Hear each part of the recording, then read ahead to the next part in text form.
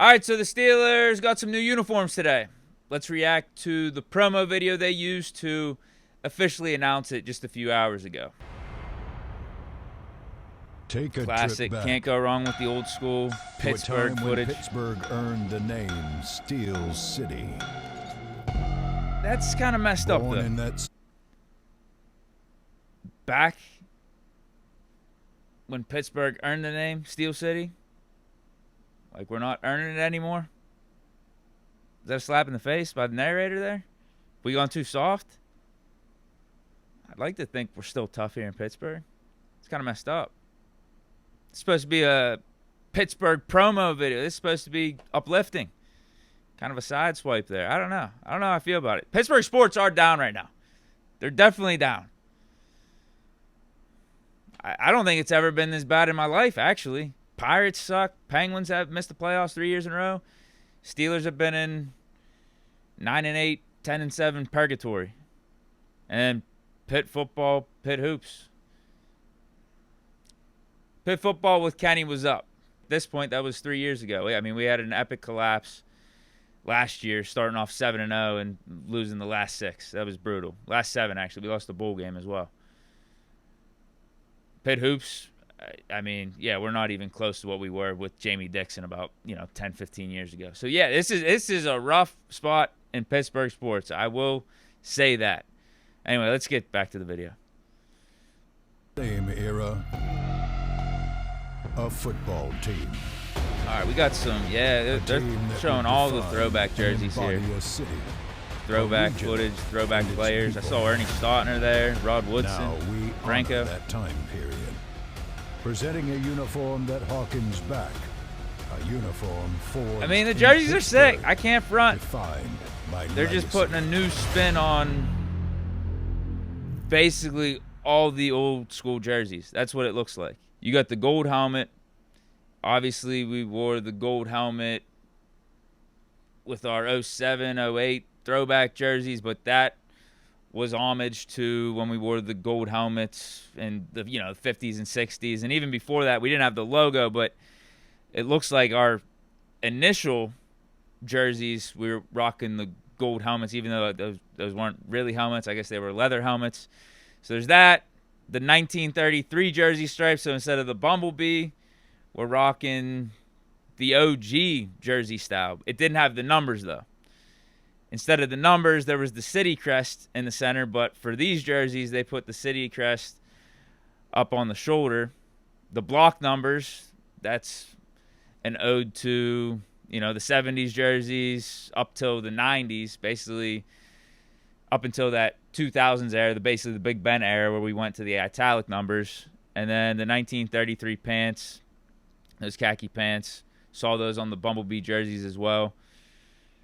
And then the gray face mask, too, because when we saw the gold helmets initially as a throwback uniform in 07, it was the black face mask. Now we go to the gray face mask. So there's literally a combination of everything going on here. And I think it works. I think they did this, let's just be straight up, for business, because there were talks, or there were hopes that we were just going to do the yellow helmets and do the Keller Rush jersey, essentially, because remember the 07, that throwback uniform, it's basically the Keller Rush jersey. It's the yellow helmets, the Keller Rush jersey, and then white pants with, like, the striped socks, the black and yellow striped socks. There was hope that it was going to be some form of that, but if the Steelers did that, people wouldn't have to buy new jerseys, right? Because you already had 07, that time period where that jersey was out, and then we did the Keller Rush jersey recently, and the Keller Rush is still available for sale, so you had to mix it up a little bit, and they couldn't go Bumblebee jersey because we did the Bumblebee jersey too recently, and again, those were already out there on the market, so you need something brand new, and that's what they came up with, and I think it looks pretty cool. I do. I like the Bumblebee jersey, so this is like a form of that, obviously with the tan pants, the striped jersey instead of the horizontal stripes. It's the vertical stripes, and it is a uniform that the Steelers used to rock back in the day. It was the OG jersey, 1933. You could see that in our jersey timeline. And then the yellow helmets, it was needed. I mean, what else were we going to do for the helmets? Because the yellow helmets were the only other helmets we ever rock. It's been the yellow helmets and the black helmets, different face masks. But there was really no other option. And they put a new twist on it with the gray face mask as opposed to the black face mask that we rocked from back in the day. It's cool. I think it's cool. Unless they wanted to make a whole new helmet, make a whole new jersey that didn't have any ties to the past. But I think this is cool, man. I think this is cool. I'm fine with it. I like the Bumblebees. These are very reminiscent of that, but new twist on it. The only thing is, so these are supposed to be worn against the Packers Sunday Night Football, I believe week 8 or week 9. So Aaron Rodgers versus his former team. I think both are going to be rocking the throwbacks. Packers are going to have their throwbacks on. I think it would be those blue ones with like the brown helmets. I feel like with Rodgers facing the Packers, instead of doing this throwback uniform thing, it just should have been Steelers in the classic black and gold home jersey. Maybe you throw on the block numbers and then the Packers wearing their normal away jerseys. Because that's what Aaron Rodgers, that was the jersey that he rocked with the Packers. I mean, that's what we remember Aaron Rodgers for in Green Bay. Not these throwbacks that the Packers are going to have out there. And then kind of same with the Steelers. Like, this is cool, but it's new. We don't really have any history with this specific uniform. Obviously, the jersey has a lot of history threaded through it, but this is a whole new uniform in and of itself. So I think it would have been more appropriate just to rock the classic Steeler jersey that we know for like the modern era and the Packers classic jersey that we know for the modern era in that Aaron Rodgers reunion game. But still a cool jersey. Still a cool jersey. Maybe we could have picked a different one for this. But I get why. Two iconic historic franchises battling it out middle of the season. I get it. But all right, I think that's it for the uniform. Any other thoughts that I had on it? No, I think it's cool. It's almost like a Jordan retro fusion, or like the Spizikes, where they'll throw, this is the Retro 3, the Retro 4, and the Retro 5 all together, and it makes a new shoe, but you could see the influence from the past shoes on the new one, just like this uniform. But that's it for the uniform. Wanted to talk some TJ Watt stuff because we left off last week. I gave my instant reaction to the Steelers signing TJ Watt to that big contract, but I wanted to, because you guys had some good comments on the signing that I wanted to react to, because as time has gone on, had the last 2-3 days, the weekend to reflect on it and have some combos with friends and family on, what do you think of this TJ Watt deal? And I like it even more because more details came out on the contract. But also, as I said, I think you guys brought up some good takes and good perspectives that made me even like the contract even more when you really delve into it and think about it. So Ashley Shreve, 8812, says the cap hit is less than what it was, and if we get our man next year, we don't have to pay for 5 years. That looks to be correct because the contract details are completely spelled out on Spot Rack, and the percentage is like 12-13%. Like the average per year salary for TJ is 12 or 13% of the salary cap, which is more, I believe, is more than what his contract was on a per year basis. I tried looking into it more on Spot Rack, but you gotta buy the premium account. So I'm going to take your word for it. A lot of people are saying that the 12-13% is less than what it was when we signed him to the big deal back in, 2020 or 2021. So something to be said for that. And because I was concerned whenever we were talking about giving TJ that big deal at the time, that the Steelers have never divvied out that much of the cap percentage to a non-quarterback player, like even James Harrison, even Troy Polamalu, like in their prime. So this was new territory. I was a little bit hesitant, and just with how the NFL is and how much it's offense and quarterback based, particularly at that time, I was heavy on, dude, it's all about the quarterback, and I'm still about that right now. Like, no matter what happens with TJ, no matter what happens with all these moves, the secret is you need elite quarterback play. You need a franchise guy to get this thing done late in the playoffs and win a Super Bowl. So we need Aaron Rodgers to step up, no doubt about it. But we got Rodgers on a very reasonable contract. And to Ashley's point here, if Rodgers only does the one and done, we're going to have a quarterback for the next few years on a rookie deal, on a cheap deal. Whether it's Mason, whether it's Will Howard, whether it's the guy that we draft in 2026.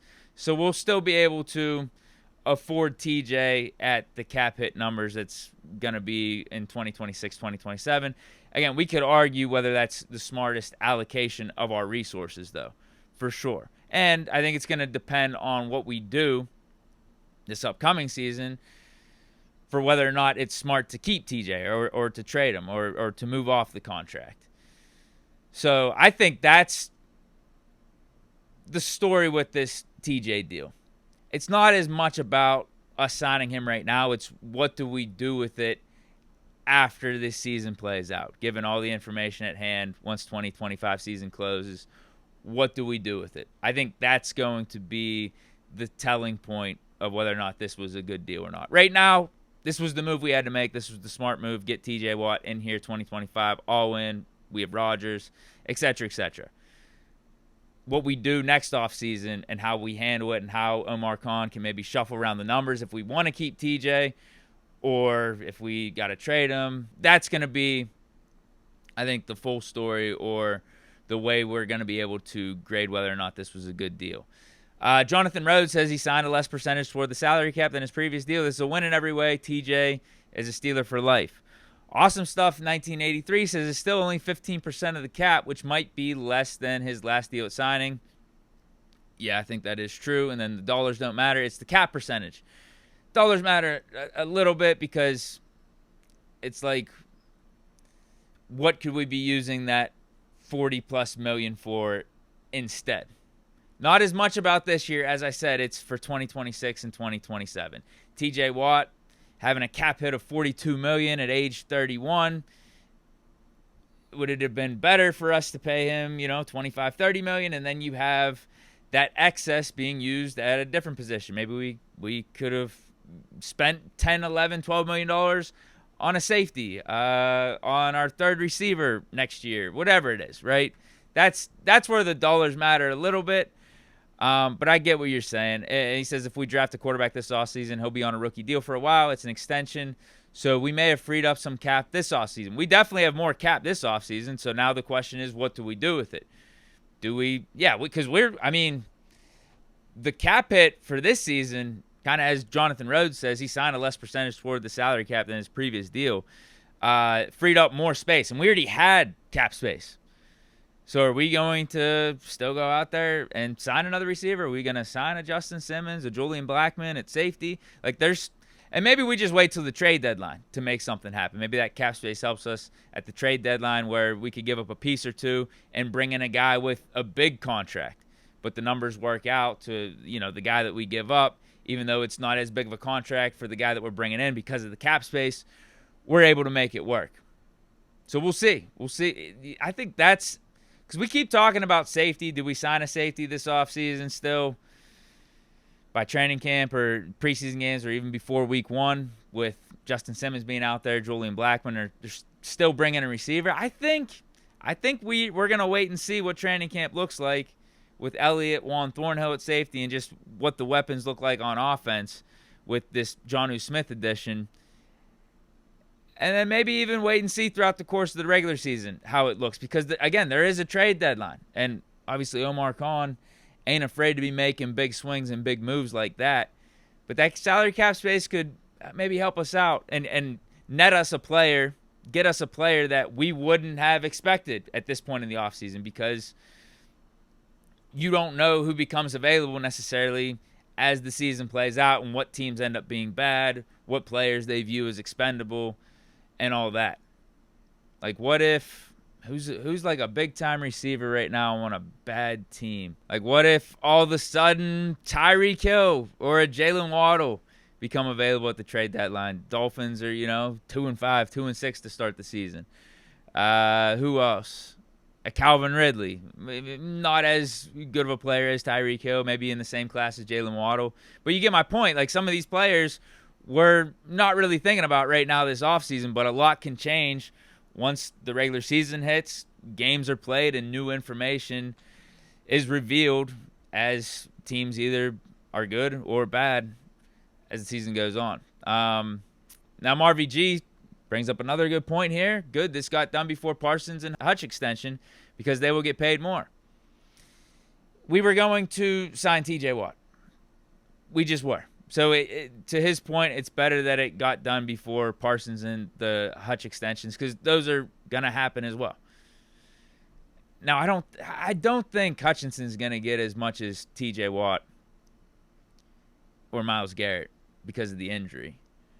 I think he'll probably get the Max Crosby deal, 35. Parsons, I could see having a record-breaking deal for sure. He's been healthy. He's balled out his first 4 years. One of the best edge rushers / off-ball linebackers in the game. Has that versatility. And he's in his prime. Not saying, like, Hutchinson's still in his prime too, but coming off that injury, kind of tough to get a record-breaking deal. Whereas Parsons, very understandable. Very understandable. So at least, right, if we would have waited for the Cowboys to pay Parsons and Parsons ends up getting 42, then that means TJ's thinking, I deserve 42, 43 because I've been better than Micah Parsons. Even though Parsons is one of those elite guys, TJ Watt has been the best defensive player in the league for the last, 5 or 6 years. There's no doubt about it. But you don't pay out these contracts necessarily for what you've done. Now, that's a part of it, but it's also what you are going to do. And TJ is at 30. Micah Parsons more in his prime. He's at, 25, 26. So TJ got his big deal when he was going in his prime, coming off the rookie deal. Either way, Parsons is going to get that type of contract if I had to take a guess. Are we going to be surprised in August? We wake up, SportsCenter's on. Micah Parsons, record-breaking deal, and it's higher than TJ's. We were going to get this TJ Watt deal done. Maybe we should have got it done sooner.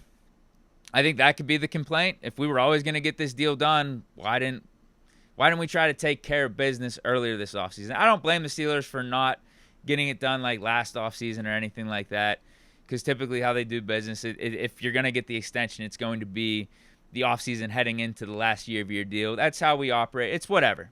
I'm not really critiquing that. I'm more or less maybe critiquing us not getting it done before Max Crosby, Myles Garrett. Now, I could also see why the Steelers wouldn't have the foresight to think that the Browns were going to do the $40 million contract with Myles Garrett. Max Crosby getting his deal at 35, whatever. That's the Nick Bosa range anyway. Like, TJ was probably going to be at least getting 36, 37 based off of Bosa's deal. Going to one-up him. Max Crosby got that. Yeah, and the Browns just, did Browns things and messed up the market a little bit. So, maybe the Steelers, knowing your rival so much, maybe we should have predicted that. But that was just a weird situation. Myles Garrett says, I want to go somewhere to win a Super Bowl. Clearly not true. Didn't care about that. Then signs for $40 million per year with the Browns. Browns aren't winning a Super Bowl anytime soon. That contract from Myles Garrett doesn't help them win a Super Bowl. Just crazy. So with us waiting on the TJ Watt deal, we end up, looks like paying an extra $4 or $5 million more. We can critique that. But ultimately, we got the deal done. We can afford it for this season. It's not hurting us. We still have moves we could make, signings, trades. But we also have, I feel like, a ready-made roster that has a chance for the Super Bowl. But that's it for today's show. Let me know your thoughts. Appreciate some of your guys' comments and takes. I think they were good perspective as to why I feel like the deal is good. Like, it's a fine deal. And after seeing the exact contract numbers, how the cap hits are divvied up, we can get out of it. We can get out of it if things go to hell this season, if we have to. So the verdict's out on whether or not this was like a slam dunk move. We deserve, or Omar Khan, the Steelers deserve an A+ for the signing, or it's a bad move, grade him a D or an F. I think it's TBD, to be determined. I think how we handle the TJ Watt contract next offseason and the story of the 2025 season and how that plays out is going to determine how we view this TJ Watt deal. Because if it goes to hell, but we can get off the contract, make a trade, get a pick for TJ, and then reboot things, then all right. I think we look at the deal as it was still something you would do again, given the all-in mentality that the Steelers have and the changes that they made. You're still taking that chance, right? You're still doing it again if you could, if you had to rewind the clock. Just because even if we lose value on the TJ Watt trade, because we didn't trade him this offseason and waited another year, it was still worth the swing of seeing what this team looks like with TJ Watt, with Rodgers, DK, Jalen Ramsey, all that. I'll take the disparity and the draft pick value just to get a chance in 2025, just to have that hope, just to have that potential spark of what if could this team actually be Super Bowl contenders. But that's it. Again, let me know your thoughts down in the comments. Appreciate you guys. Stay chilling. Peace.